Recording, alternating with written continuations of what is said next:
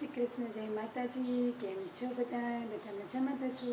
તો આજે આપણે આવી ગયા છીએ બીજી નવી જ રેસીપી લઈને. તો તેને માટે ગેસ ઓન કરીશું અને મેં અહીંયા દૂધ લીધું છે ને દૂધને આપણે ગરમ થવા દેવાનું છે. તો દૂધ આપણે આ છે ને ગરમ થઈ ગયું છે.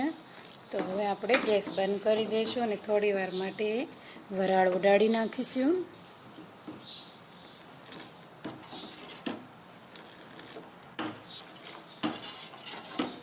તો આપણે આ વરાળ ઉડાડી નાખ્યું છે ને, તો મેં અહીંયા લીંબુનો રસ છે તેમાં પાણી નાખ્યું છે થોડું, અને થોડું ઉમેરતા જઈશું અને હલાવતા જઈશું.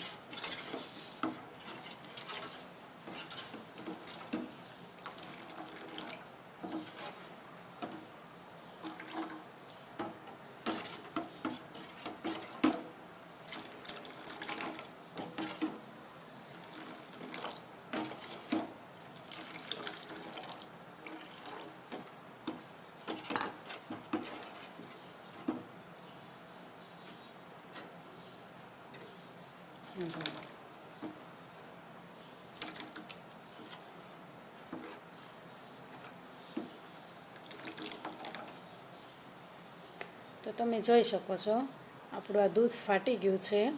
તો હવે આપણે આને ગાળી લેવાનું છે. તપેલી લીધી છે તેની ઉપર આપણે આ વાસણ રાખી દઈશું જાળીવાળું, અને તેની ઉપર આપણે આ એક રૂમાલ પાથરી દઈશું.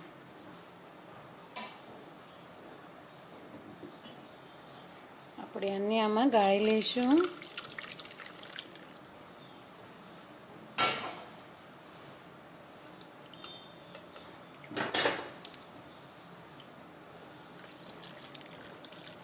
ફરીથી આપણે આને ધોઈ લેવાનું છે, ખાટો સ્વાદ ન લાગે એટલા માટે ઠંડુ પાણી ઉમેરીશું.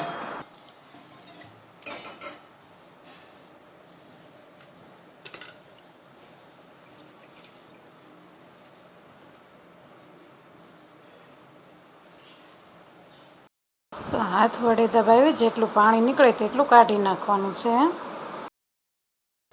તો મેં અહીંયા સરસ રીતે રસગુલ્લાનો છીણો તૈયાર કરી લીધું છે. તો હવે આપણે એક ડીશ લેવાની છે.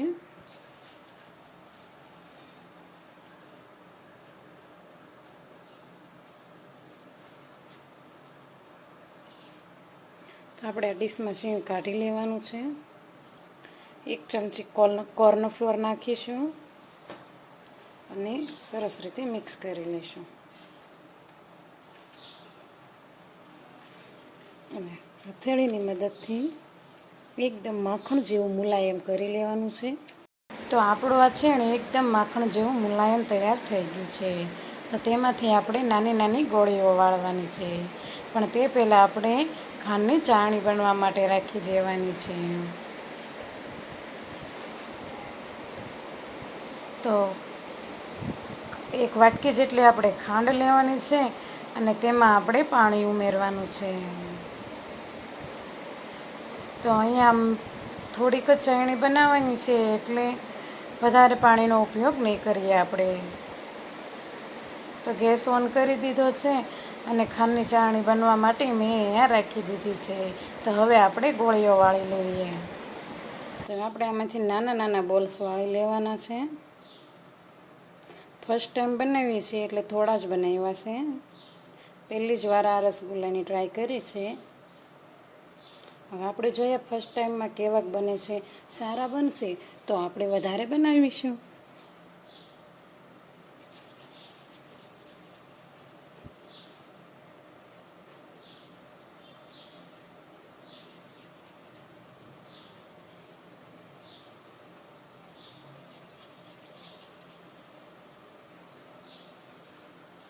આવી જ રીતના બધા જ બોલ્સ વાળી લેવાના છે.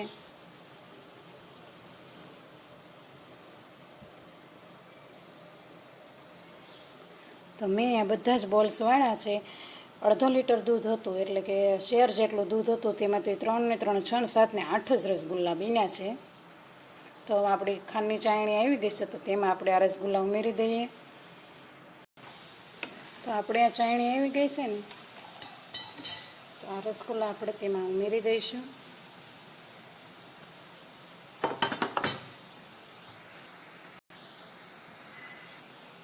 આ રસગુલ્લાને આપણે 4 થી 5 મિનિટ માટે હલાવવાના નથી. ઢાંકીને 4 થી 5 મિનિટ માટે એમનેમ રહેવા દઈશું. તો 5 મિનિટ થઈ ગઈ છે, તો આપણે ઢાંકણા હટાવીને જોઈશું તો તમે જોઈ શકો છો કેવા સરસ એવા રસગુલ્લા આપણા ઉપર તરીને આવી ગયા છે. તો હજી આને આપણે પાકવા દઈશું. પહેલી જ વાર બનાવ્યા છે મેં રસગુલ્લા, એટલે એટલી ખુશી મળે છે ને કે ફર્સ્ટ ટાઈમ આવા રસગુલ્લા બન્યા છે.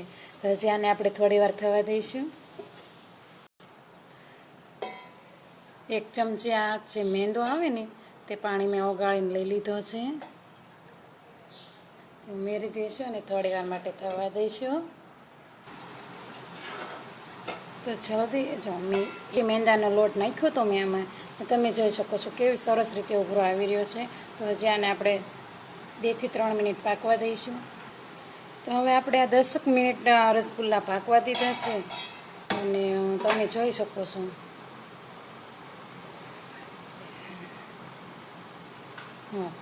સાચણીમાં એમનામ રસગુલ્લા ડૂબેલા રહે છે, ઉપર નથી રહેતા. તો હવે આપણે આને કાઢી લઈશું. તો આપણે આમાં થોડું તળિયે ઠંડુ પાણી નાખીશું. આ રસગુલ્લા બાઉલમાં ટ્રાન્સફર કરી દઈશું અને તેને ઠંડા થવા દઈશું.